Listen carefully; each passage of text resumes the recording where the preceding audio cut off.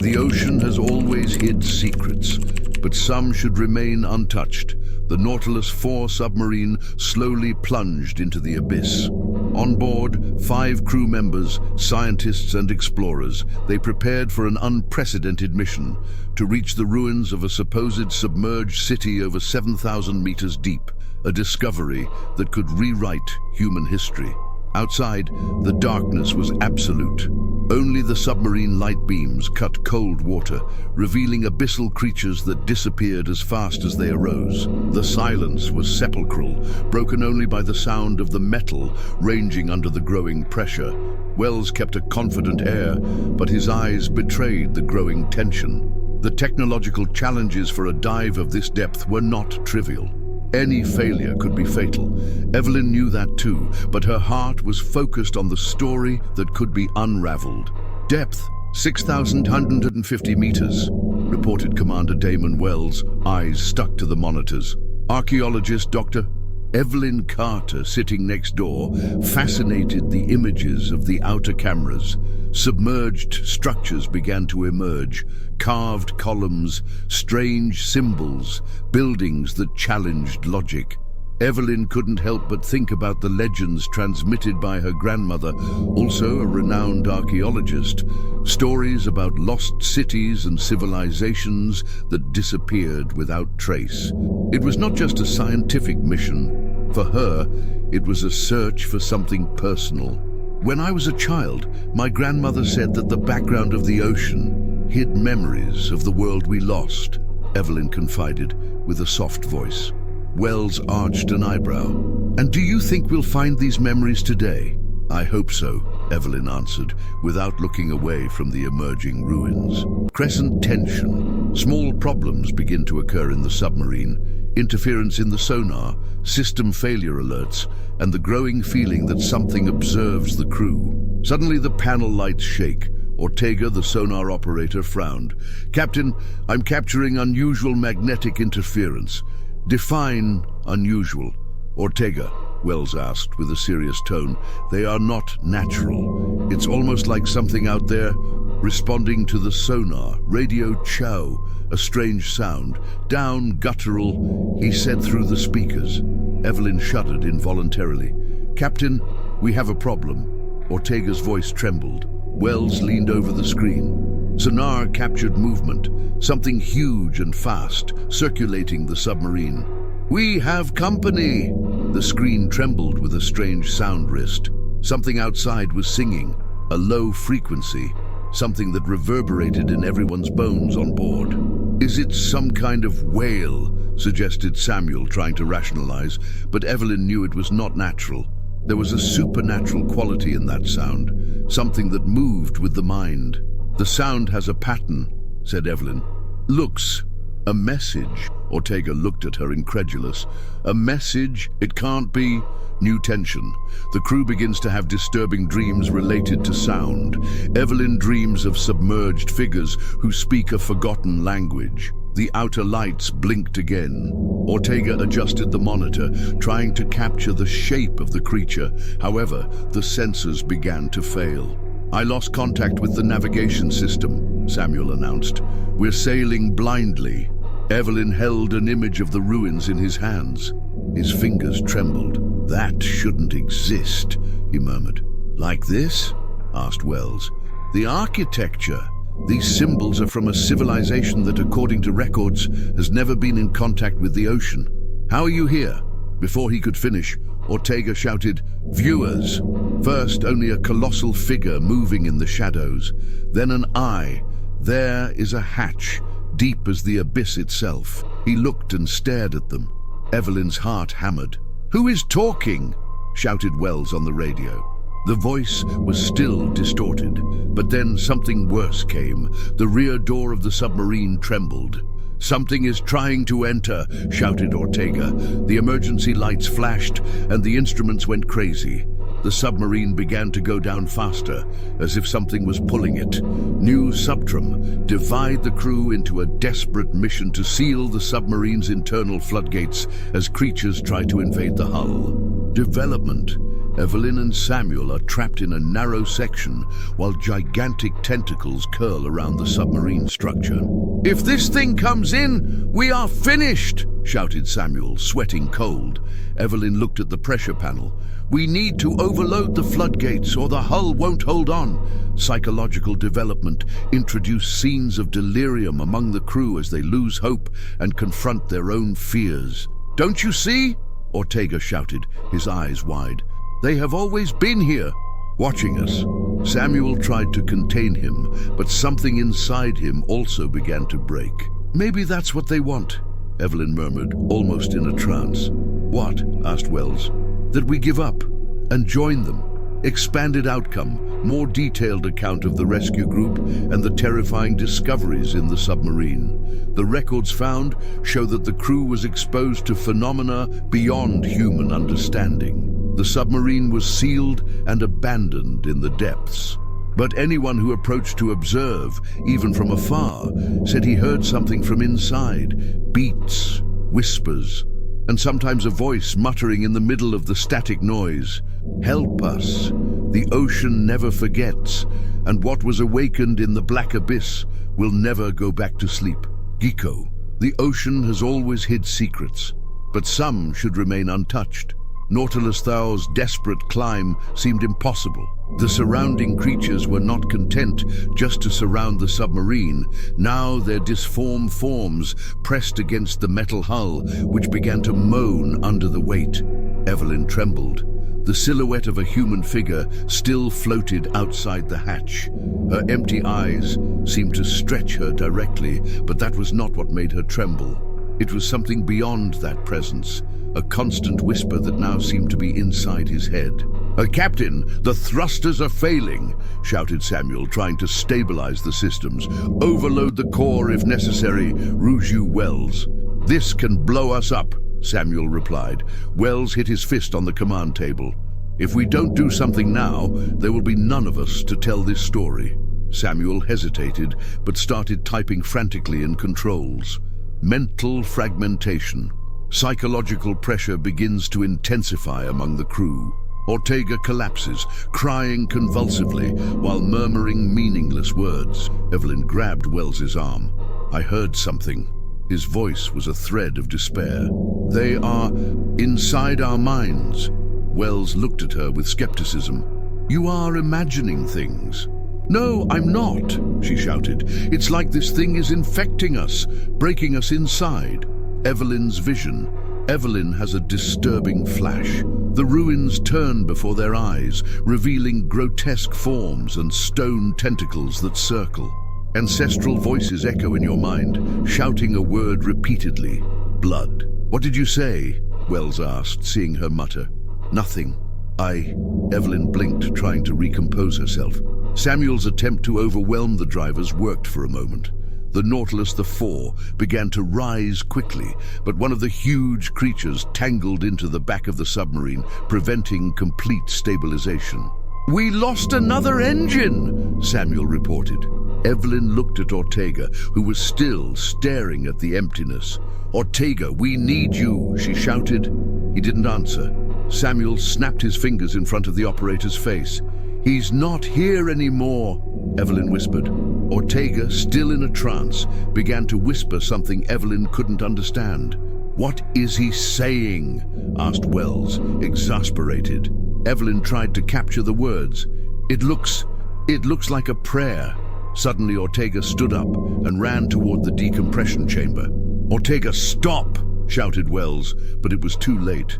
The emergency hatch opened, and a whirlwind of water and brutal pressure sucked the operator to the abyss. "No!" Evelyn shouted, but the hatch closed himself automatically, avoiding the complete implosion. The silence took over the cabin. Wells took a deep breath, his eyes full of guilt. He sacrificed himself. Samuel shook his head, or something called him.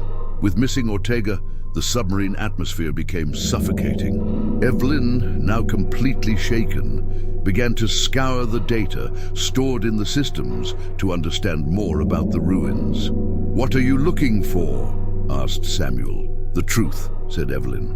"There is something in these ruins that was buried for a reason." Samuel looked at the screen beside her. Ancient symbols flashed. "Can you translate this?" Evelyn took a deep breath. "My grandmother studied something similar. It is a language that precedes any known civilization.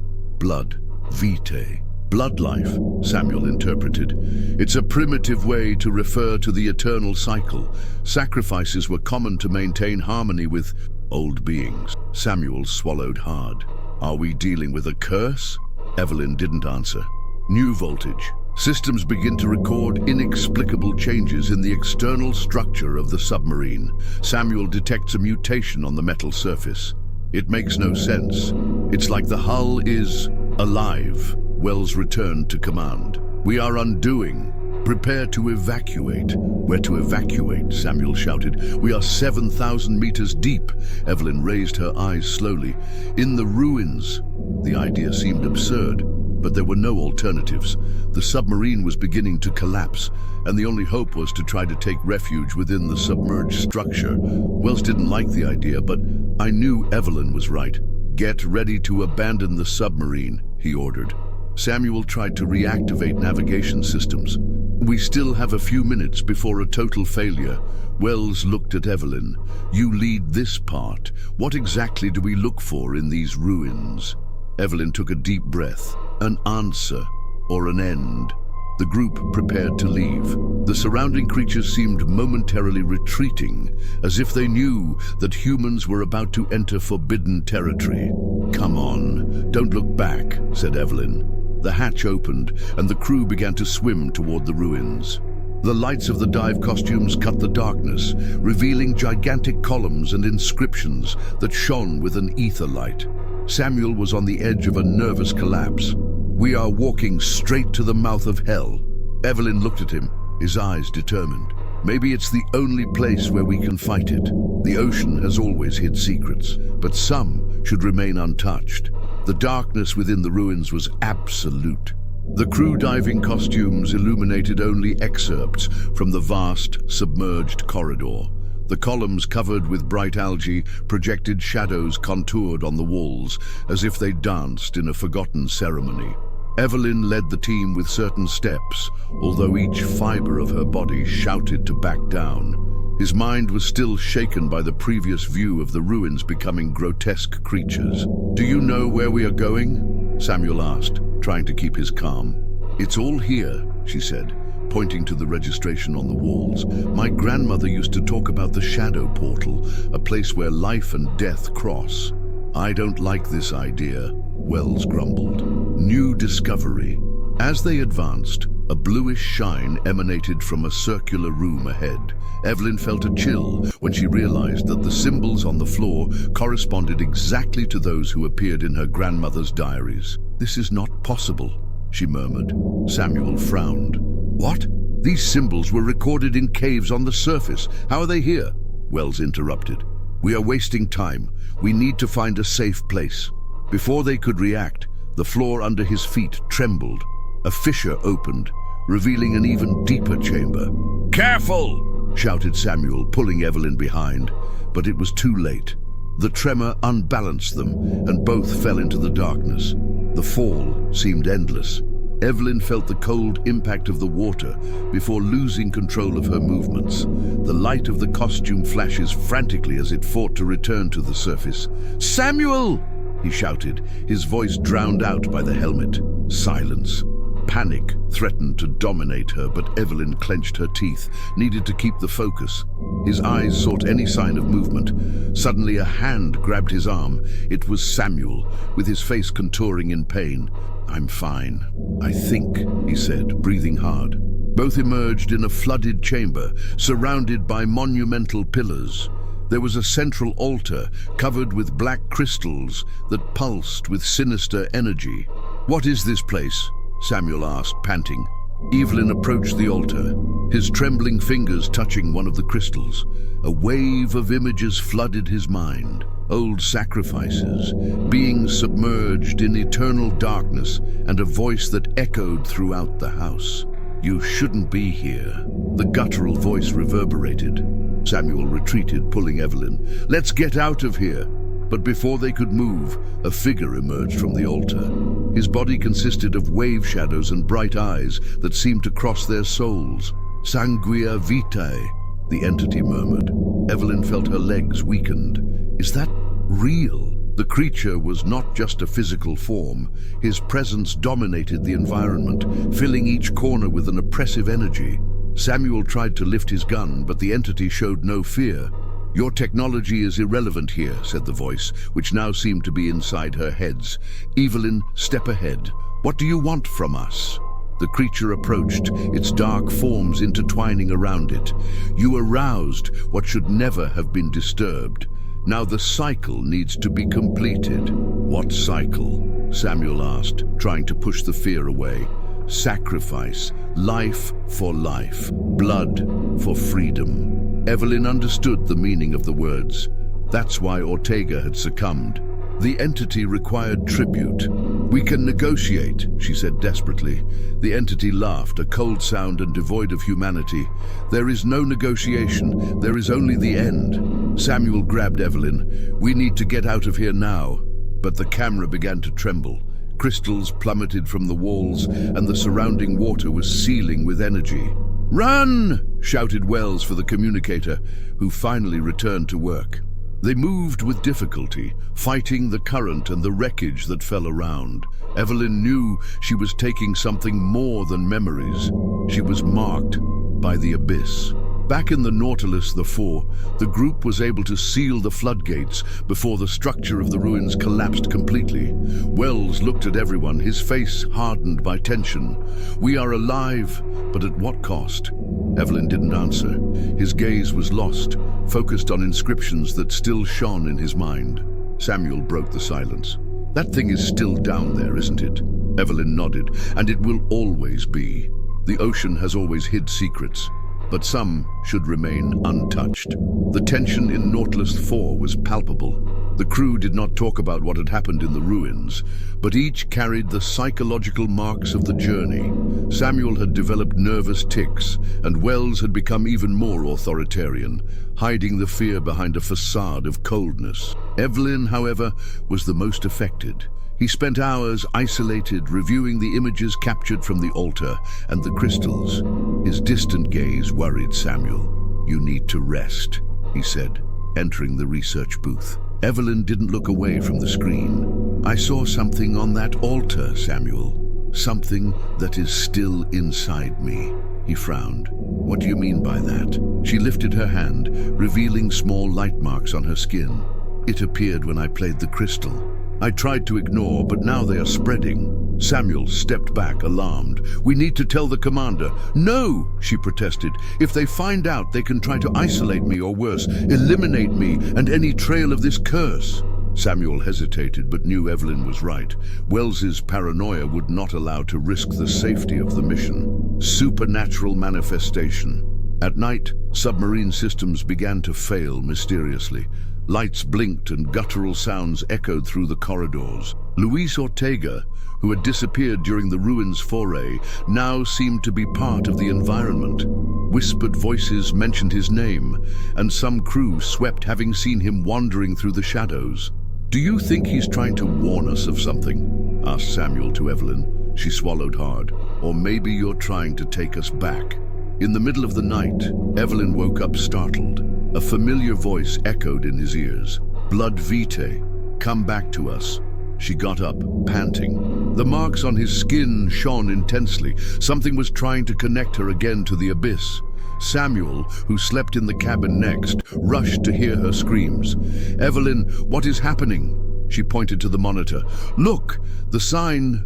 The submarine sonar captured a massive anomaly. It was as if a new slit opened in the ocean, releasing an unknown energy.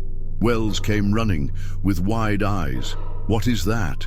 "We don't know," Samuel replied. "But it's not natural." "You touched something they shouldn't," Wells accused, pointing to Evelyn. She defended herself. "It won't stop if we don't face what we leave behind." The decision. Wells was reluctant, but knew Evelyn was right. There was no way to escape the curse of the abyss. They would have to return. Nautilus IV adjusted its course to return to the exact point of the ruins. The tension between the crew was unbearable. Samuel watched Evelyn with concern. "Are you sure you can handle it?" She took a deep breath. "I have no choice." During the descent, new supernatural signs emerged. Shadows floated around the submarine and the lights flashed uncontrollably. "We are losing stability," Samuel reported. "Keep the course," ordered Wells. Upon reaching the ruins, they realized that the structure had changed. Black towers rose where before there were only wreckage. The energy of the crystals was even more intense. Evelyn left the submarine accompanied by Samuel and Wells. The oppressive presence of the entity was palpable. "You came back," the guttural voice echoed. Evelyn raised her hands, marked. "You want that, don't you?" The entity approached, his eyes shining. "The cycle needs to be complete." Evelyn understood that only one sacrifice could end the curse. "Take me," she said, a firm voice. Samuel tried to stop her. "No, there must be another way." But Evelyn didn't hesitate. She walked toward the altar, where the crystals began to shine intensely. "You don't have to do that," Wells said, finally letting his fear show. "Necessary. This is the only way.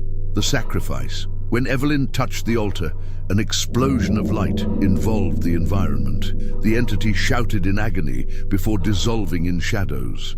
The crystals shattered, and the ruins began to collapse. Samuel and Wells managed to return to the submarine in time. The structure of the ruins collapsed completely, forever sealing the black abyss. Back on the surface, Samuel reflected on everything that had happened. "She saved us all," he said. Wells agreed, although he knew that the memories of that place would never abandon them. The ocean was silent again, but in the depths, Evelyn's echo could still be heard, whispering between the chains. "You are free." Conclusion. Mission comes to an end, but Evelyn's redemption and sacrifice become a forgotten legend in the bottom of the sea.